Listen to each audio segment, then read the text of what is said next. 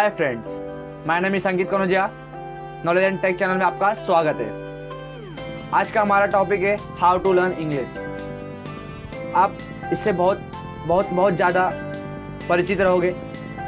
तो जो how to learn English, ये जो मैंने टॉपिक चूज़ किया है सिर्फ इसीलिए किया कि जिससे आपका फ़ायदा हो सके, क्योंकि हम सब इंडियंस इंग्लिश सीखने के लिए बहुत कोशिश करते हैं, तभी भी हम नहीं सीख पाते।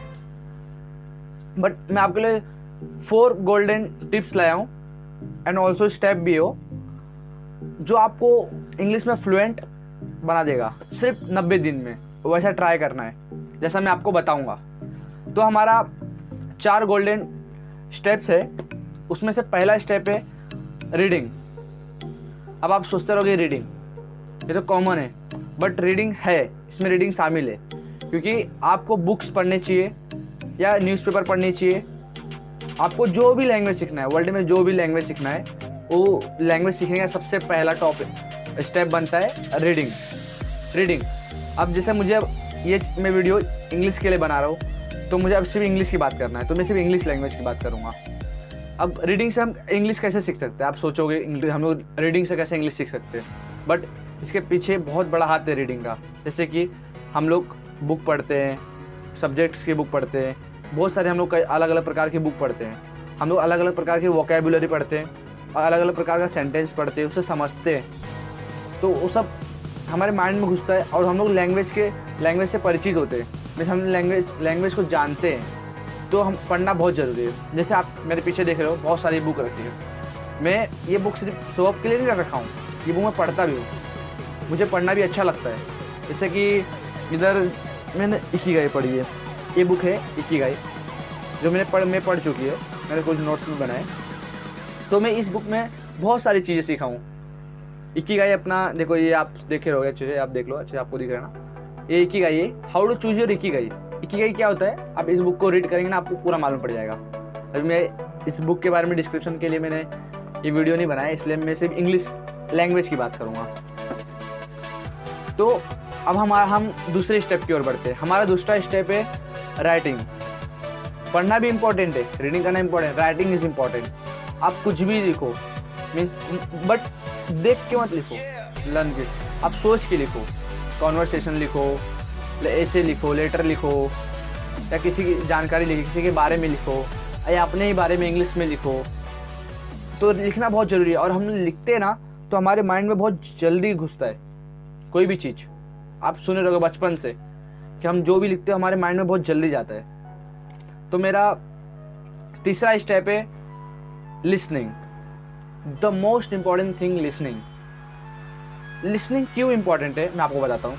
जब हम कोई भी चीज़ सुनते हैं, हम बचपन से आ रहे हैं, जैसे कि हम इंडियन हैं, अभी तो मैं इंडियन हूँ और मैं मिडिल क्लास फैमिली से हूँ, तो मेरे घर में उतने मीन्स लिटरेट लोग नहीं है, मतलब पापा मम्मी इतने लिटरेट नहीं है। बट मैं बचपन में था, मुझे पहला वर्ड क्या सिखाएगा, मुझे पहला से वर्ड पानी सिखाएगा, ना कि वाटर। अभी जो इंग्लिश बैकग्राउंड से या इंग्लिश इनके मॉम डैड को अच्छे से आती है, तो उन्होंने अपने बच्चों को पहले बचपन से ही वाटर सिखाया, तो उनको इंग्लिश जल्दी आई। और हम लोग को ऐसा नहीं सिखाया गया है, बट हम अपने मेहनत से पढ़े लिखे, तो हम लोग इंग्लिश सीख गए अभी।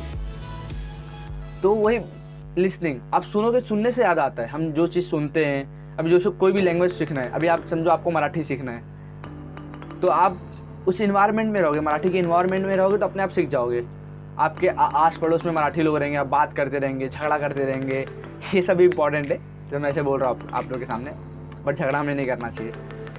तो ये सब लिसनिंग बहुत इंपॉर्टेंट है। तो हमें भी इंग्लिश पॉडकास्ट, वीडियोस ये सब सुनने चाहिए, क्यों? सुनने से वर्ड्स जो वोकैब वर्ड्स रहते हैं ना, माइंड में आते हैं और हम लोग सोचते हैं उसके बारे में, फिर हम लोग सर्च मारते हैं कि इसका मतलब क्या होता है, इसका मतलब क्या होता है। तो बहुत लिसनिंग हमारे बहुत प्रोडक्टिव रहता है।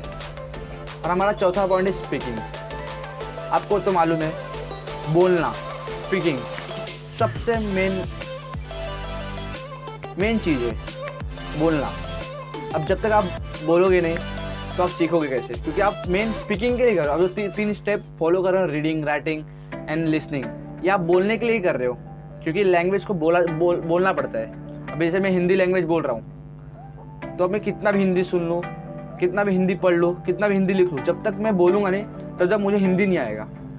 तो वैसा इंग्लिश भी है, जब तक हम लोग बोलेंगे नहीं, हम लोग किसी अपने रिश्तेदारों से या रिलेशन से बात नहीं करेंगे हम लोग, तो हम लोग ऐसे सीख नहीं पाएंगे।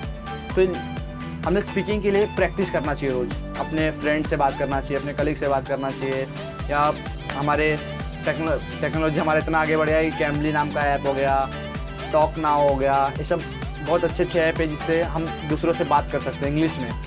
तो आप डाउनलोड कीजिए, आपको अच्छा लगेगा। मैं कोई एडवर्टाइज़ नहीं कर रहा हूँ, मैं सिर्फ बता रहा हूँ जो मैं फॉलो करता हूँ, मैं अपना एक्सपीरियंस आपको दे रहा हूँ। तो ये 4 गोल्डन स्टेप थे जिससे आप इंग्लिश सीख सकते हो। ये चारों स्टेप कॉमन है, बहुत प्रोडक्टिव है। पहला है reading, writing, listening and speaking. आप सिर्फ ये 4 स्टेप, गोल्डन 4 स्टेप फॉलो करो 90 डेज तक। उसके बाद देखो कि कितना प्रोडक्टिव माइंड बन जाएगा आपको इंग्लिश बोलते समय। पढ़ना, इंग्लिश लिखना, इंग्लिश सुनना। आपकी जो आप बहुत लोग, हम लोग इंग्लिश में, वो पहले इंग्लिश नहीं आती थी, तब कोई सामने वाला इंग्लिश मूवीज़ में देखता रहा, इंग्लिश मूवीज़ कभी देखता था, मुझे क्या बोल रहे हैं मुझे समझ में नहीं आता था। अब मुझे बहुत ध्यान से मुझे ट्रांसलेट करना पड़ता था।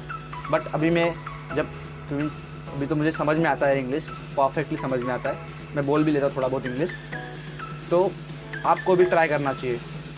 चलो दोस्तों, धन्यवाद, बाय, थैंक्स फॉर वॉचिंग।